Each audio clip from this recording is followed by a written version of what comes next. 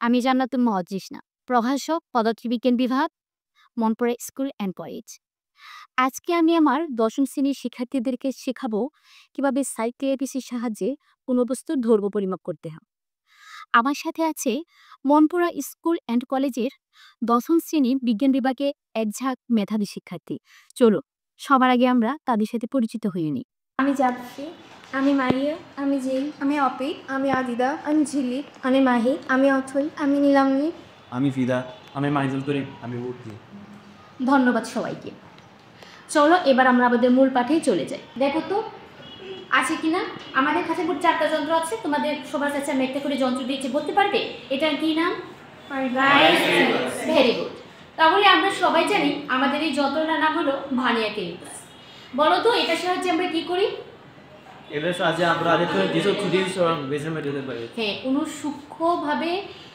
সূক্ষ্ম বস্তু না, আমরা যে কোনো বস্তুর সূক্ষ্ম মেজারমেন্ট করতে পারি। আসলে এই স্কেলটা তো তোমরা সবাই চেনো, তাই না? যদিও এটা স্টিলের স্কেল, আমাদের বিদ্যালয়ে এটা আনা নিষিদ্ধ, কিন্তু এটা আমার ড্রয়ারে ছিল, এই জন্য আমি নিয়ে এসেছি। তোমরা সবাই বিদ্যালয়ে কেউ এই স্কেল আনবে না, সবাই কাঠের স্কেল আনবে, ঠিক আছে? তো এই স্কেলে আমরা সাধারণত কোনো বস্তুর দৈর্ঘ্য পরিমাপ করে থাকি। কিভাবে?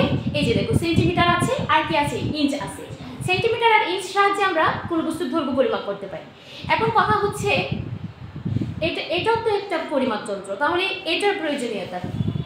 এটা দিয়ে যখন আমরা কোনো বস্তুর দৈর্ঘ্য মাপি, এখানে যে দাগগুলো আছে, দাগগুলো পর্যন্ত আমরা সঠিকভাবে মাপতে পারি।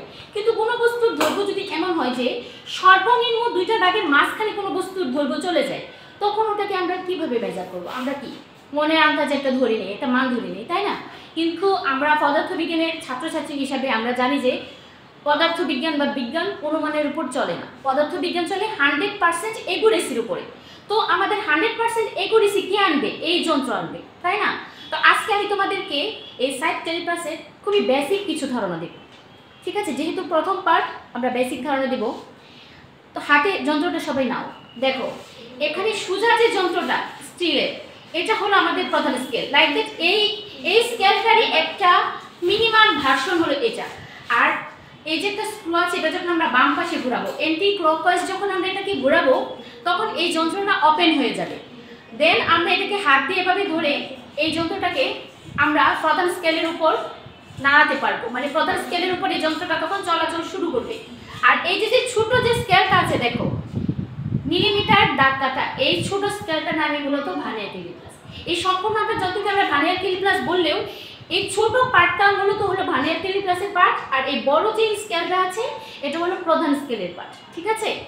তো এখন কথা হচ্ছে, আমরা যখন এটা নাড়াচ্ছি, দেখো প্রাথমিক অবস্থাতে আমরা যখন যন্ত্রটাকে নর্মালভাবে রাখবো, মানে একটু একসাথে লাগিয়ে শক্ত করে রাখবো, প্রধান স্কেলের যে পার্ট আর ভার্নিয়ার স্কেলের শূন্য পার্ট, দেখো তো একসাথে মিলে গেছে কিনা?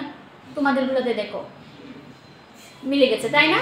প্রধান স্কেলের পার্ট আর ক্ষুদ্রতম 0 ডিগ্রির যে পার্ট, দুটো একই রকম মিলে গেছে। এই মিলে যাওয়ার অর্থ কি জানো? এই যন্ত্রের কোনো ত্রুটি নেই। যদি এই যন্ত্রের শূন্য 2টা পার্ট একসাথে না মিলে যেত, একটু আগে বা একটু পিছনে থাকতো, তাহলে এটা হয়ে যেত ত্রুটিযুক্ত ক্যালিপার। আমি এই 4টা ক্যালিপারই ভালো মতো পরীক্ষা করে দেখেছি এর আগেও, যে আমাদের ক্যালিপারগুলো হলো খুবই নতুন, খুবই ভালো মানের ক্যালিপার। এখানে আসলে কোনো ত্রুটি আমি পাইনি। এরপরও তোমরা সবাই তোমাদেরকে দিয়ে চেক করে দেখালাম যে এখানে আসলে আমাদের কোনো ত্রুটি নেই, ঠিক আছে? তার মানে আমরা যে ক্যালিপার হাতে পেয়েছি ত্রুটিমুক্ত ক্যালিপার। এখন আমরা একদম নিশ্চিন্তে এটা দিয়ে কোনো বস্তুর দৈর্ঘ্য একদম সূক্ষ্মভাবে সঠিকভাবে মেজারমেন্ট করতে পারবো, তাই না? আচ্ছা, ঠিক আছে। এখন দেখো আমরা কোনো বস্তুর দৈর্ঘ্য আসলে দিব কোন জায়গাতে, এখানে কোথায় দিব? আমরা ধরো এই যে কলমের হেড, আমরা এটার দৈর্ঘ্য পরিমাপ করব। তো এটা আমরা প্রথমে এই জায়গাতে সেট করব। পার্টটা আছে সুইচের পার্টটা, এটা আমরা ক্লকওয়াইজ মানে ঘড়ির কাঁটা ডান দিকে ঘুরে এটাকে আমরা শক্ত করে লাগিয়ে দিব স্ক্রুর মতো। এই স্ক্রুটা আমরা আটকে দেওয়ার সাথে সাথে দেখো আমাদের এটা সুন্দর মতো লেগে গেছে, তাই না? এখন আমরা হচ্ছে মেজারমেন্ট কীভাবে করব। এটা লাগানোর পরে দেখো ভার্নিয়ার স্কেলটা কিছুটা দূরে সরে গেছে প্রধান স্কেল থেকে, তাই না? যতটুকু প্রধান স্কেলের দাগ অতিক্রম করেছে, পুরোপুরিভাবে যতগুলা প্রধান স্কেলের দাগ অতিক্রম করেছে, সেটা হলো আমাদের প্রধান স্কেলের পার্ট। আর ভার্নিয়ার সমপাতন, যেটাকে আমরা ভি বলি, ভার্নিয়ার সমপাতন হলো এই যে ভার্নিয়ার স্কেলে তোমরা তাকিয়ে দেখো ছোট ছোট যে মিটারের দাগগুলো আছে, এই যে কোনো একটা দাগের সাথে প্রধান স্কেলের যে দাগটা সবচাইতে ভালোভাবে মিলে যাবে, সবচাইতে 100% মিলে যাবে অথবা সবথেকে কাছাকাছি থাকবে, সেটা হলো ভার্নিয়ার সমপাতন। আর ভার্নিয়ার কনস্ট্যান্ট নামের একটা জিনিস আছে, সেটা হলো প্রধান স্কেলের ক্ষুদ্রতম এক ভাগকে আমরা ভাগ দিব ভার্নিয়ার স্কেলের ভাগ সংখ্যা। বলো তো কি করব? প্রধান স্কেলের ক্ষুদ্রতম এক ভাগকে আমরা ভাগ দেব ভার্নিয়ার স্কেলের মোট ভাগ সংখ্যা। আমাদের এই 4টা যন্ত্রের ক্ষেত্রে প্রধান স্কেলে আমাদের ক্ষুদ্রতম এক হলো সেন্টিমিটারে আছে, সেন্টিমিটারের ভিতরে আছে, দেখো সেন্টিমিটারের ভিতরে মিলিমিটারে আছে। এই দেখো সেন্টিমিটারের মাঝখানে দেখো 10টা করে দাগ কাটা আছে ছোট ছোট, দেখেছো? এই যে দেখো, এটা হাতে নাও, এই যে দেখো সেন্টিমিটারের ভিতরে দেখো মিলিমিটার দাগ কাটা আছে, দেখেছো? তার মানে আমাদের প্রধান স্কেলের এক ভাগের দৈর্ঘ্য কতটুকু হলো? 1 মিলিমিটার। আর তাকে আমরা ভাগ দেবো ভার্নিয়ার স্কেলের মোট সংখ্যা। মোট সংখ্যা বলো তো কত? 0 থেকে শুরু হয়েছে, দেখো 0 1 2 3 4 থেকে একদম 9 পর্যন্ত গিয়ে আবার 0, ওটাকে আমরা 10 ধরে দেবো। তাহলে আমাদের মোট ভর সংখ্যা কত হলো? 10টি। তাহলে আমাদের 1 মিলিমিটারকে আমরা ভাগ দেবো কত? 10 দিয়ে। তাহলে আমাদের যে মানটা আসবে কি আসবে? 0/01, সেটা আমাদের কি? Vernier constant. আর এই 4টা যন্ত্রের জন্য কনস্ট্যান্ট ফিক্স। এখন তোমরা আমাকে একটা প্রশ্ন করতে পারো যে ম্যাডাম, যে ভার্নিয়ার কনস্ট্যান্ট কি সব সার্কেলিং প্রেসের ক্ষেত্রে কি সেম? না বাবা, এটা সেম না।